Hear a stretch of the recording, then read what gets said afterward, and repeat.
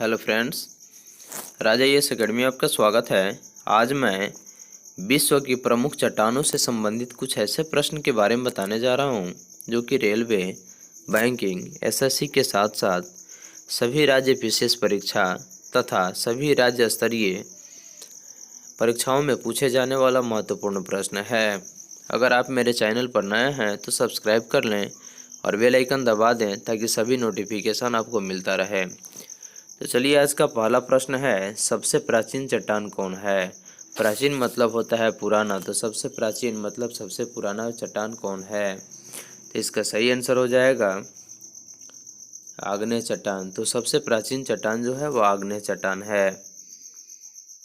अगला प्रश्न है, आग्नेय चट्टानें किससे बनती है। तो इसका सही आंसर हो जाएगा गर्म लावा के ठंडे होने पर आग्नेय चट्टान बनती है।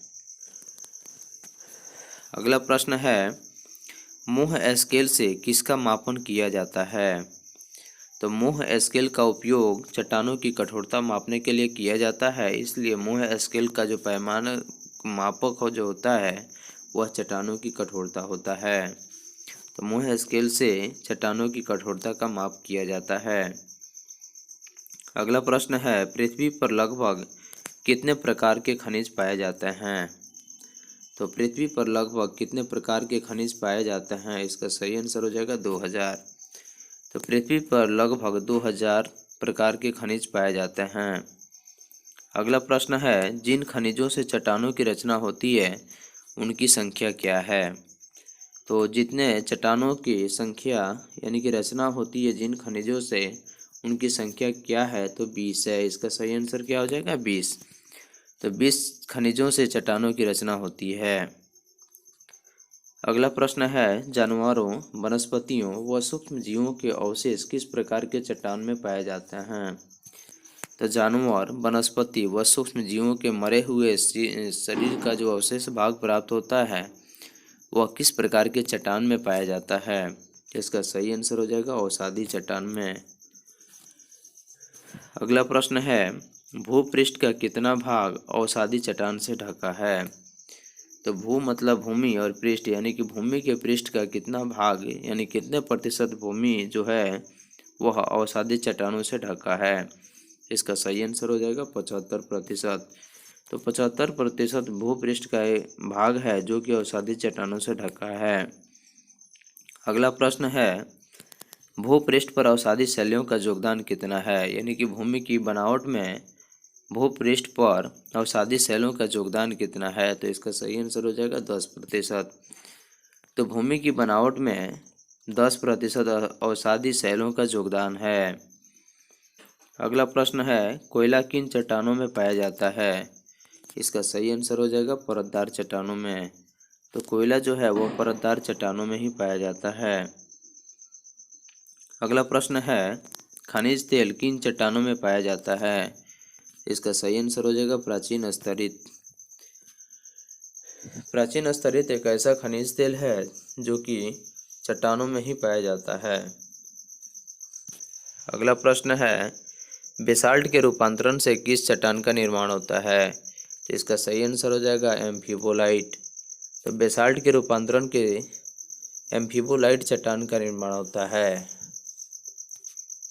अगला प्रश्न है, निस चट्टान किस कोटि की है। इसका सही आंसर हो जाएगा परिवर्तित।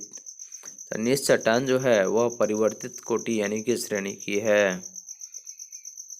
अगला प्रश्न है, अवसादी शैलों का दूसरा नाम क्या है। इसका सही आंसर हो जाएगा अस्तरित शैल। अस्तरित शैल अवसादी शैलों का दूसरा नाम है। अगला प्रश्न है, कौन सी चट्टानों में शक्ति का स्रोत सर्वाधिक होता है। तो इसका सही आंसर है अवसादी चट्टान। तो अवसादी चट्टान एक ऐसा चट्टान है जिसमें शक्ति का जो स्रोत होता है वह सबसे अधिक होता है। अगला प्रश्न है, चूना पत्थर का रूपांतरित रूप क्या है। इसका सही आंसर हो जाएगा संगमरमर। तो चूना पत्थर का रूपांतरित रूप यानी कि रूप मतलब परिवर्तित करके बदले हुए रूप जो है वह संगमरमर है। अगला प्रश्न है, आग्नेय चट्टानों को किस श्रेणी की चट्टानों में रखा जाता है। तो इसका सही आंसर हो जाएगा प्राथमिक चट्टानों में। तो आग्नेय चट्टानों को प्राथमिक चट्टानों की श्रेणी में रखा जाता है। अगला प्रश्न है, ग्रेनाइट की गणना किस प्रकार की चट्टानों में की जाती है? तो इसका सही आंसर हो जाएगा प्लूटोनिक चट्टानों में। तो ग्रेनाइट की गणना जो है वह प्लूटोनिक चट्टानों में की जाती है। अगला प्रश्न है, भूगर्भ में विशाल आकार की गुंबदार आग्नेय चट्टानों को किस नाम से जाना जाता है? तो इसका सही आंसर हो जाएगा बैथोलिथ के नाम से। अगला प्रश्न है, स्लेट और संगमरमर किस प्रकार की चट्टानें हैं? इसका सही आंसर हो जाएगा कायांतरित चट्टान।